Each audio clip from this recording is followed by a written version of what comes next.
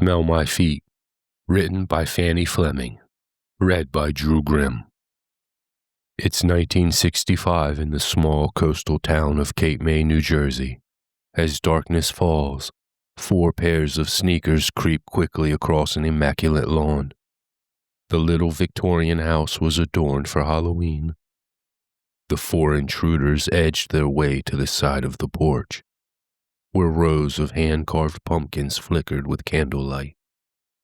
Prepared in a way only experienced troublemakers could be, the group of 4 boys carried rolls of toilet paper, cartons of eggs, firecrackers, and something special for tonight. In this particular house lived the vice principal of the local high school. Russell Grimm had a strict reputation. The oldest of the group were no strangers to his radar. Between them, they had lost count of how many times they sat in his office. Tonight was payback time for the boys. If the vice principal thought they would let sleeping dogs lie, he clearly didn't know their breed. Dressed in dark clothes, Kevin, the oldest and the leader, signaled for silence. At 15, Kevin had already been to juvie twice, which is where he met Ash and Ray. The youngest of the group was Howie, Ray's little brother. Despite being the shortest and youngest, Howie was just as ruthless and vicious as the others. The 4 boys had spent all summer planning this attack. Kevin lowered his gaze and checked his watch. The boys were about to unleash their usual chaos for this time of year. Toilet paper, eggs, and shaving cream. But it was all part of a bigger, more sinister plan. When Vice Principal Grimm walked his dog in the morning, he'd find the mess waiting for him to clean. The boys were counting on the distraction to keep him from noticing the rat poison left out for his poodle, Cinnamon. This wasn't the only stop on the boys' agenda tonight. They planned to cap the night off by breaking into one of the most haunted places they knew, Gull Cottage. Kevin nods, signaling the start of the silent chaos. Trees and bushes are draped in streaming toilet paper. Carved pumpkins are smashed flat. Eggs are quietly cracked over cars, and shaving cream is smeared across their windows. Ray even uses the shaving cream to write, "Trick or treat, smell my feet" on the driveway. With another nod from Kevin, Howie pulls out the rat poison, carefully wrapped in layers of deli meat. Gull Cottage sat atop a crest at Cape May Point, gazing out over the gray Atlantic as waves crashed endlessly against the shoals. It had been vacant for almost 50 years, with the owners never even spending summers there. Neither rented nor for sale, it remains a relic of another time. The Point and Gull Cottage had inspired countless ghost stories over the years. The town's midnight ghost tour featured Gull Cottage as a main attraction. Despite being off the beaten path, the carriage would stop in front of the massive, dark house, its shuttered windows and silhouette glowing under the moonlight. The driver would share old tales of how many had died or vanished at Gull Cottage long ago. The townsfolk avoided the area, and the Point was strictly off-limits for children. But this time of year, the remaining summer homes were closed and shuttered for the winter. In 1840, a wealthy sea captain bought the plot of land on the bluff of Cape May Point. The Native Americans who had inhabited its shores for hundreds of years were forced off their land. The captain had made his money in slave transport. He was brutal and cruel to the living human cargo. If someone died on transport, they were thrown off the ship as fish bait. Riding alongside the captives, he whipped them continuously. He withheld food, water, without mercy. Every single dollar it took to build the mansion was blood money. Before being forced off their land, an old medicine woman was said to have cursed the bluff itself. And it was there the captain built his mansion, never marrying, never having children of his own. He found them needy and unnecessary to life. He took whatever slave suited him, and the younger the better. His poisoned soul leached into the very boards of the house. The brutal attacks and endless beatings had left an unseen mark on the house. The hatred it contained within the house was so strong, it literally gave it life and a pulse. At the group meeting that had determined Gull Cottage as the location of their Halloween exploits, a vote was taken, all in unanimous favor, that when their night at Gull Cottage was over, the boys were going to burn that fucker to the ground. After scattering from the vice principal's house, the boys regroup at the entrance to the point. The four exchange quick glances as they arrive at the front gate of the cottage. "Okay, hide your bikes back here," Kevin says. The boys quickly stash their bikes behind some bushes. "We need them when we jet, guys. The house will burn down in no time, so be ready to beat feet, boys," Ash said, clutching the candles and kerosene with a grin that hinted at his love for setting fires. Ray placed a firm hand on Howie's shoulder. "Hey, you stay with me. Don't go wandering off alone. And for crying out loud, Howie, if we find any strays in there, leave them be." "Drop dead, Ray. You're not the fucking boss of me. I brought my own matches for a reason. So don't flip your wig, okay, dipstick?" Howie snapped back. "You greasers should have kids. Ray, give me the hammer," Kevin demanded. "Guys, I don't think we need it." Howie reaches for what was once a shiny brass doorknob, twists the handle, and with a creak, the massive door gives way. Flashlights in hand, Kevin steps through the doorway first, with the other three right behind him. "Give me some space," Kevin says, stepping back a few paces. "We stick to the plan. Check out the captain's bedroom, and then we head to the slave quarters." Kevin was tall and lean, the very definition of a town terror and menace. Even the neighborhood mothers were wary of him. He loved enforcing his will on weaker kids, especially his friends. The four boys climbed the wide staircase together, heading for the master bedroom to pay homage to their personal hero, the man who had taken so many lives and caused so much suffering. They were fed up with the boring, clueless tourists who showed up every summer, taking the tour of Gull Cottage and listening to the guides who insulted the captain in every story. They were determined to put an end to it. No one would ever come to the point to gawk at Gull Cottage again. Tonight, they came to honor the great man before destroying his house. The boys reach the top of the stairs and step onto the second-floor grand hallway. All the bedrooms are on this floor, except for the captain's master suite. His bedroom was located up a wide staircase, occupying the entire third floor. As the four of them entered the once highly private space, a cold breeze swept through the room. Suddenly, Howie felt something icy clamp down on his neck. "Hey, what the hell?" Howie shouted.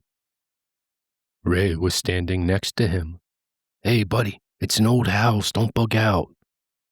"Blow it out your ear, Ray. Something grabbed my neck," Howie snapped through gritted teeth.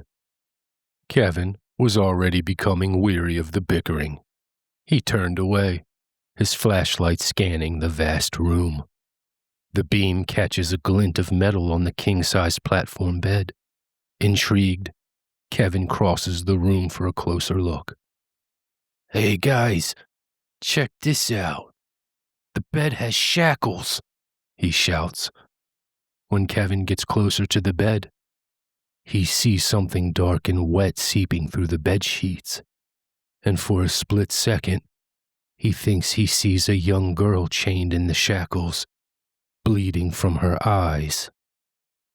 "Ash, you seeing this?" Kevin asks, barely able to speak. Ash had become preoccupied with the massive fireplace that dominated the far side of the bedroom. It was massive and ugly, bigger than it needed to be, and wide enough to walk into. "You could burn a horse in this thing.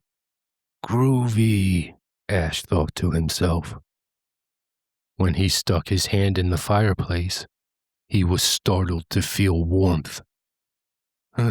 No way. Nobody's used it in years, he thought.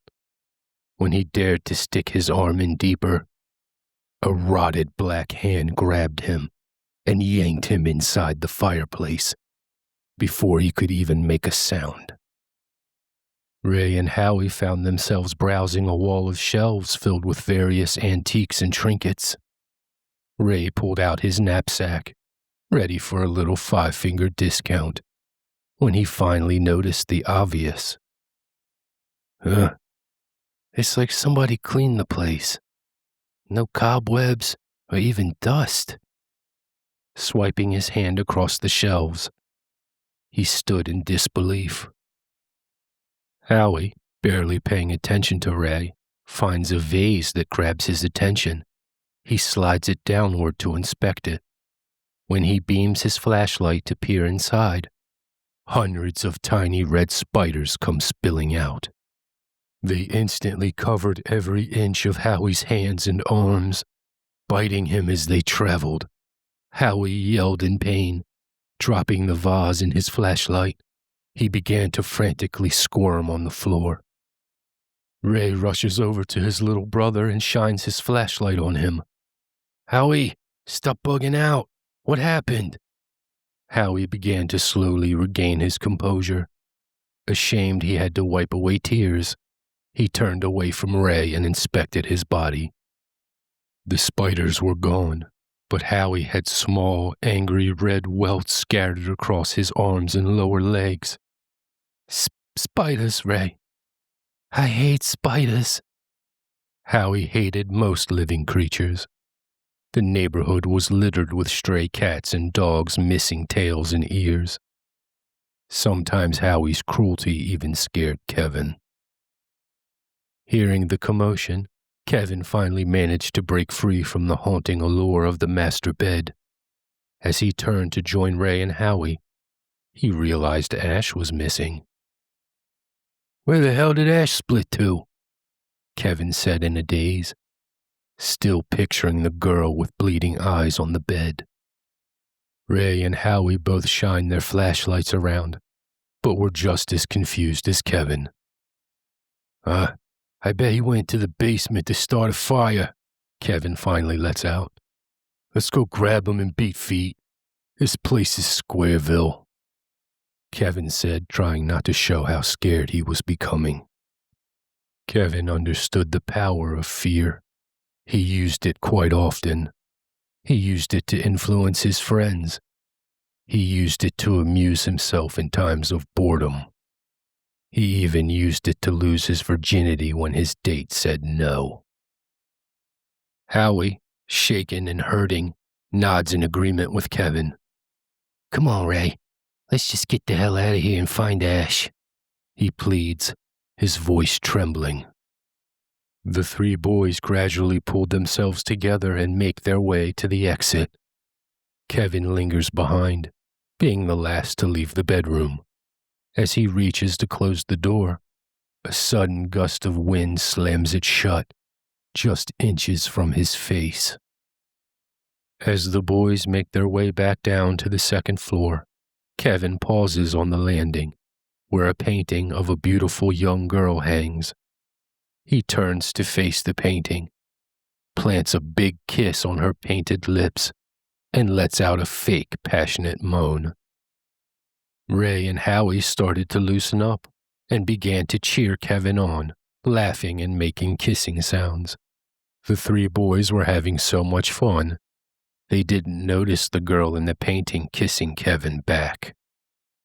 They didn't see her arms stretch from the painting and grab the back of Kevin's head. The hands shoved Kevin's face hard into the painting.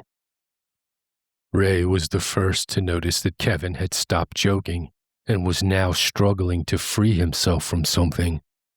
He rushed to Kevin's side, just like he always did. Just like when they shoplifted from the local drugstore. Just like when they chased kids of color who dared to walk on their side of town. Just like when he held down Kevin's girlfriend while Kevin tore her clothes off. Ray grabbed Kevin's waist and pulled hard, causing both boys to tumble to the ground. You turkeys are cruising for a bruising.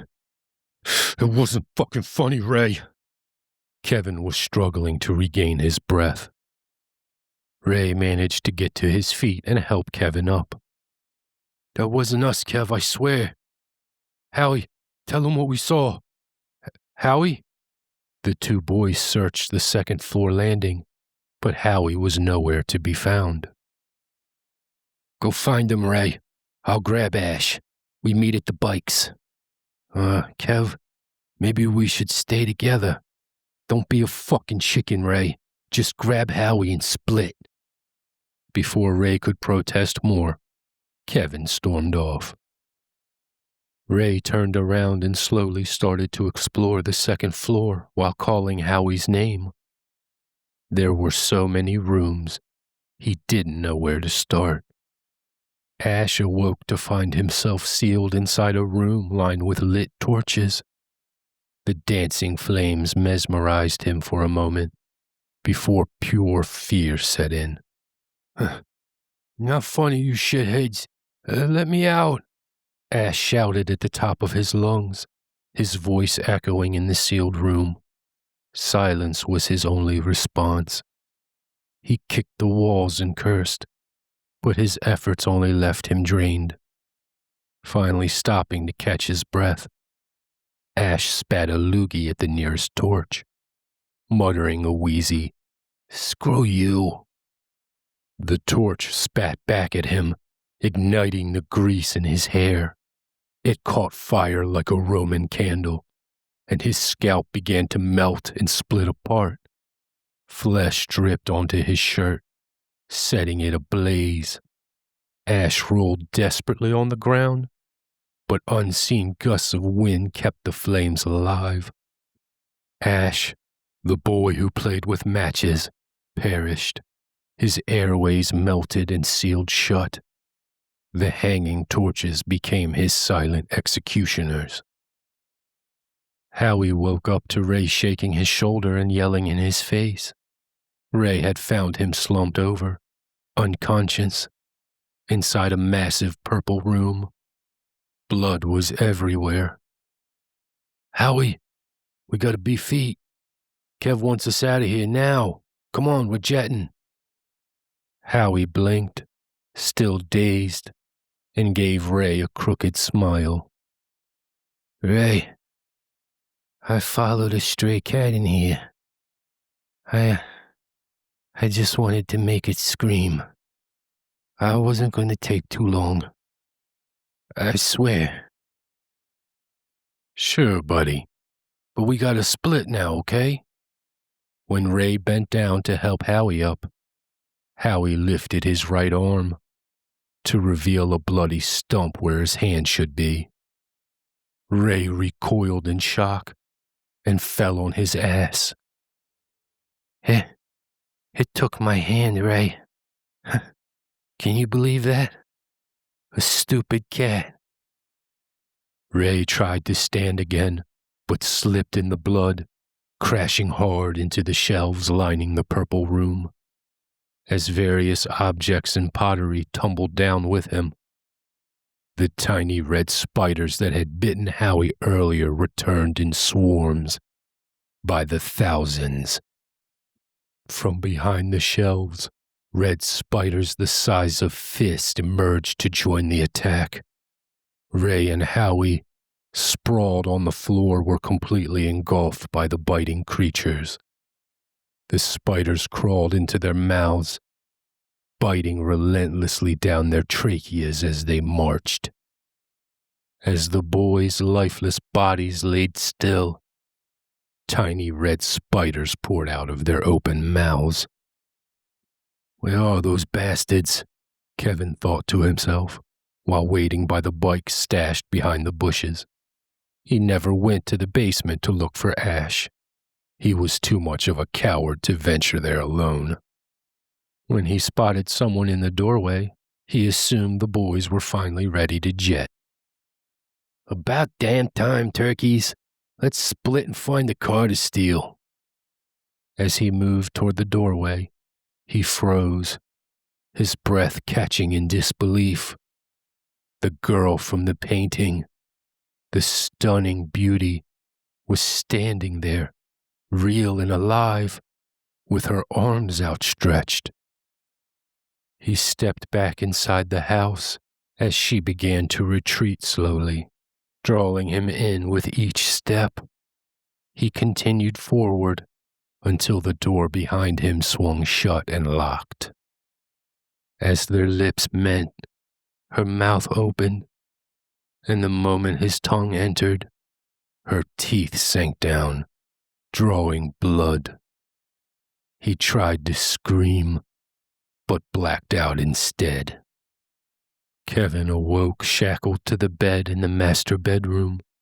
He couldn't scream or yell for help. His tongue was gone. He was stripped naked and shaking.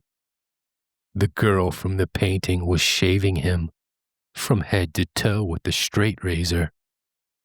She was humming a song Kevin didn't recognize or understand.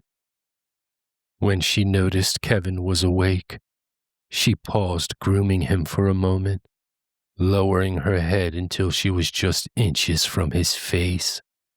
She flashed a wicked smile. "Thank you, sir.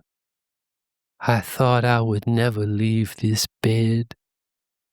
The master is so picky when he takes a new lover." Kevin remained frozen in fear, unable to move. But in his mind, one word screamed out over and over: "No." Russell Grimm woke up early and made his morning coffee as usual. He had a busy day ahead of him. Cleaning up all afternoon was part of the job after Halloween, especially when you were the vice principal. He learned to never take it personal. Grabbing some garbage bags, he left outside with his poodle to assess the damage. Not bad, he thought to himself. This would definitely take all afternoon, he chuckled. He started collecting toilet paper when Cinnamon began barking loudly. Russell wandered over to her, sniffing something by the driveway. Russell gently moved Cinnamon aside to inspect her find. He was shocked at first, then began to laugh aloud, picking up a severed hand clutching something in its fist. It was holding a ball of mushed-up deli meat.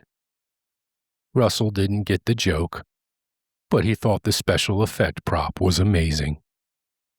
Vice Principal Grimm threw the hand in his garbage bag, never considering that Howie might want it back.